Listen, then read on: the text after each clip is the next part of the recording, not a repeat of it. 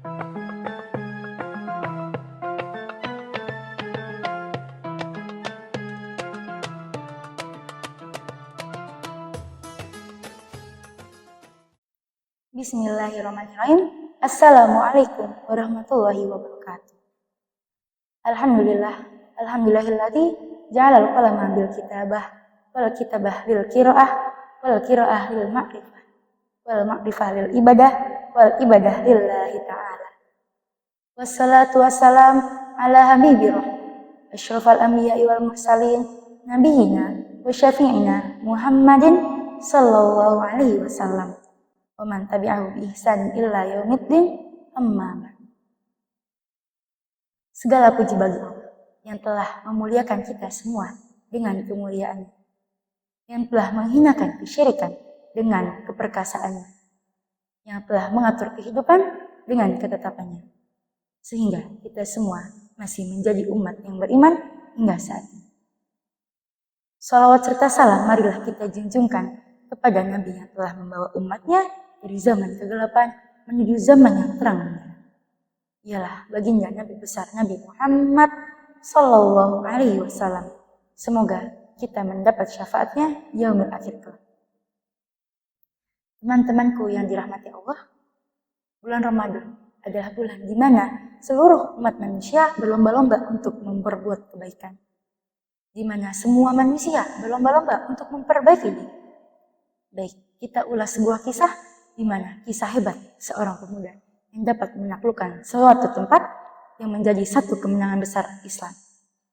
Di mana disebutkan dalam surat Al-Fath, Bismillahirrahmanirrahim, Inna fatahna laka fatahan mubina.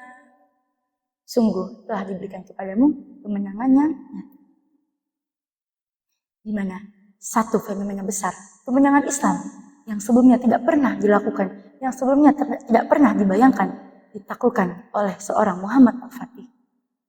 Di mana diriwayatkan oleh hadis riwayat Ahmad, Rasulullah Shallallahu Alaihi Wasallam bersabda, sungguh Konstantinopel akan ditaklukkan. Sebaik-baik pemimpin adalah yang menaklukkannya, dan sebaik pasukan adalah yang menaklukkannya. Dan pada saat 1453, seorang Muhammad Al-Fatih dan pasukannya dapat menaklukkan Konstantinopel. Di mana satu hari mereka memindahkan 72 kapal perang dari bawah bukit menuju atas bukit Galata, di mana yang mereka lewati adalah jalan-jalan terjal. Pada saat itu seluruh pasukan Muhammad Al-Fatih bertanya kepada Muhammad Al-Fatih, karena mereka merasa tidak yakin bahwa mereka bisa memindahkan kapal-kapal ini hanya dalam satu malam ke atas bukit Galata. Kata pasukannya, wahai Muhammad Al-Fatih, apakah engkau lupa yang akan kita lewati adalah bukit-bukit terjal? Muhammad Al-Fatih menjawab, iya, aku ingat yang akan kita lewati adalah bukit terjal. Tapi jika kita tidak akan melakukan dan tidak ada yang melakukan, maka Konstantinopel tidak akan pernah ditaklukkan. Jangan pernah kamu bilang tidak bisa jika kamu belum mati dalam mencobanya. Karena ketika kamu masih hidup, tidak ada yang mustahil, kata Muhammad Al-Fatih. Dan pada malam itu, 72 kapal perang Muhammad Al-Fatih dan pasukannya dapat pindah dari bawah bukit ke atas bukit Galata. Dan pada tengah malam, seluruh penduduk Konstantinopel palang kabut berlari ke atas bukit tertinggi di Konstantinopel dan melihat di atas bukit Galata. Muhammad Al-Fatih dan pasukannya telah berdiri tegak, telah berbaris rapi dan menggemakan takbir. Dan bendera tauhid la ilaha illallah telah berkibar di sana. Mereka sangat ketakutan. Mereka berharap ini hanya mimpi buruk. Tapi ketakutan mereka bertambah ketika mereka melihat ke arah bawah. Seluruh kapal pasukan Muhammad Al-Fatih telah berlayar di perairan mereka. Sungguh, kata penduduk Konstantinopel, Konstantinopel is over. Kata mereka, sungguh Konstantinopel ini akan berakhir.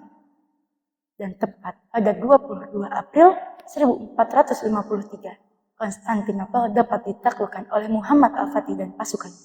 Dan selama 800 tahun lamanya, Muhammad Al-Fatih dapat menaklukkan janji Rasulullah tentang Konstantinopel. Baik, dari kisah ini kita dapat mengambil Apa sih yang menjadikan Muhammad Al-Fatih dapat menaklukkan Konstantinopel? Muhammad Al-Fatih memiliki satu senjata, di mana satu senjata ini adalah satu hal atau satu perbuatan yang jarang sekali orang lakukan. Sebagian besar orang sedikit melakukannya saat tengah malam, yaitu tahajud. Di mana Muhammad Al-Fatih tidak pernah meninggalkan tahajud dari masa baliknya sampai ia dewasa.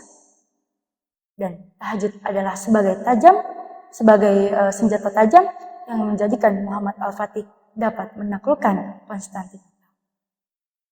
Coba kita ambil dari kisah Muhammad Al-Fatih. Muhammad Al-Fatih dapat menaklukkan Konstantinopel di masa muda.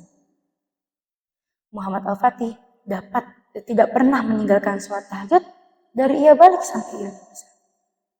Muhammad Al-Fatih dapat menaklukkan Konstantinopel karena ia berusaha menjadi sebaik-baik hamba. Dan kita sebagai umat muslim, apa yang mau kita lakukan untuk Islam? Coba kita jadikan bulan Ramadan ini sebagai month of training untuk diri kita. Kita berubah untuk lebih baik. Kita berubah untuk berbuat kebaikan. Apa saja hal yang kita bisa lakukan di bulan Ramadan untuk menambah keimanan kita sebagai umat muslim. Ketika Muhammad Al-Fatih berani untuk menaklukkan Konstantinopel, maka kita juga harus berani untuk keluar dari zona kita. Jika Muhammad Al-Fatih dengan cerdasnya menyusun strategi untuk menaklukkan Konstantinopel, maka di bulan Ramadan ini kita sebagai umat muslim harus cerdas juga menyusun strategi apa saja yang harus kita lakukan. Jika bukan Ramadan kali ini, mau Ramadan yang kapan kita merubah diri? Butuh Ramadan yang keberapa untuk merubah diri lebih baik lagi? Kalau bukan kita hari ini yang berubah, siapa yang akan merubah Islam? Jika hari ini Islam redup, siapa yang akan memperbaiki Islam? Tidak mungkin. Semua pahlawan, semua penakluk zaman dulu akan menaklukkan Islam di zaman sekarang. Yang ada hanyalah kita sebagai umat muslim yang berperan besar untuk merubah Islam. Maka dari itu, marilah kita jadikan bulan Ramadan ini sebagai kesempatan besar untuk meraih kemenangan kita. Kemenangan untuk bisa merubah diri lebih baik lagi. Jangan tunggu Ramadan selanjutnya. Karena kita tidak pernah tahu sampai kapan umur kita dan apakah kita bisa melanjutkan atau melaksanakan Ramadan kita di tahun depan. Sekian yang dapat saya sampaikan. Kebenaran hanya milik Allah dan kesalahan milik saya sendiri. Terima kasih. Wassalamualaikum warahmatullahi wabarakatuh.